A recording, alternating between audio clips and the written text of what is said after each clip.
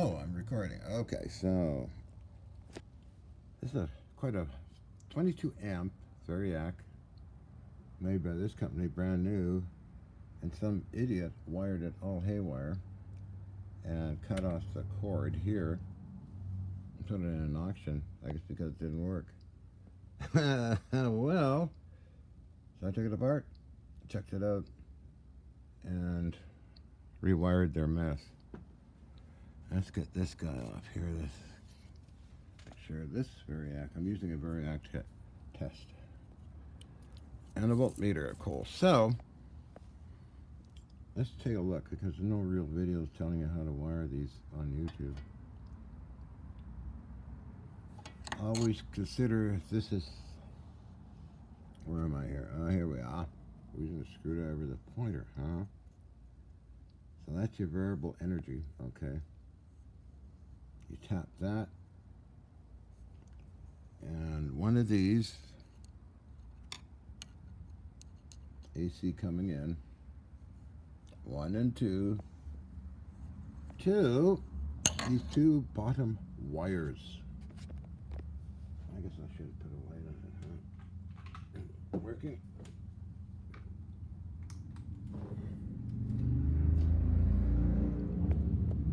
Consider your AC coming in here, okay, and keep it that way. Bottom wires, white, black, or red. The top wire is what to consider. That's one side of your output, and one of these, AC coming in, 127 volts or 120 or whatever it is, 115, is indeed primary energy into this transformer, variable transformer, Variac, whatever you want to call it. Okay, and then you pour your output to what you want to operate. Top one, okay, and then one of these leads here. But make sure you test it, so when you turn your Variac knob from 0 to 100, then go in reverse. It will go in reverse in this particular model, okay? It's very simple. Top lead. Somebody had it all wired into the top one, which is not good. Totally nuts. Oh, what stupid people. Anyway, so put a switch in and a fuse if you want to do that. In this case, what I'm doing is putting a bridge rectifier in as converting it to rough DC voltage variable. Because I got so many things that are DC motors and that kind of stuff. So these are the best kind. Where are we here? These fat, heavy duty bridge rectifiers. Okay. So you put your AC input, output that is, through the bridge rectifier, and the wire is going to direct current into a socket or whatever you want to use it, but it'll work. This 22 amp one, they sell for $1,500, believe it or not. Anyway, it's a freebie from an auction. And it looks like somebody took it apart before too as well and tried to figure out what's wrong with it. Well, it's wired wrong. The wrong way to wire a Variac. YouTube search that, it'll come up. Thank you. This is one down here. You could use one of these for testing. You don't get shocked or blow stuff up or burn stuff down. That's what I do. Okay, thank you. All right, doctor.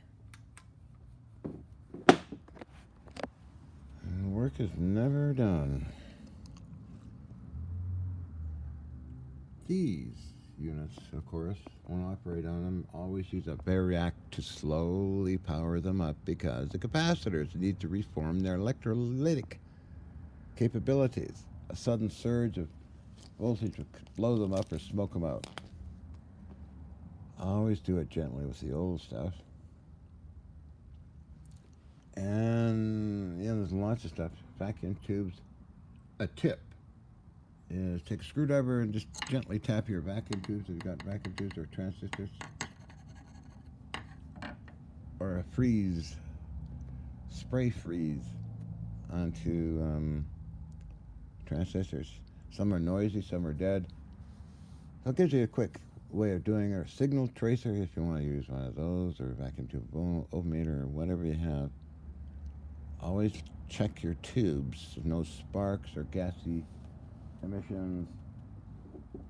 Filaments are A-OK, right voltage. I've been doing this ever since I was a kid, for Pete's sake. Damn it, Jim! What's going on? Aye, Captain.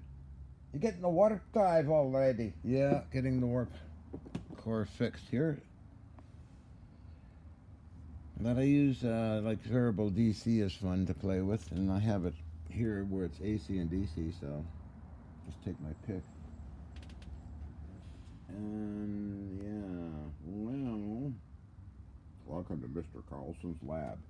He's a cool kid, a guy doing some really good stuff with vintage stuff. One smart, kick-ass person, as well as glass nerd as well. And this kind of industrial, military stuff is fun to play with too, because it's more logical. Okay, that's it. It's a wrap.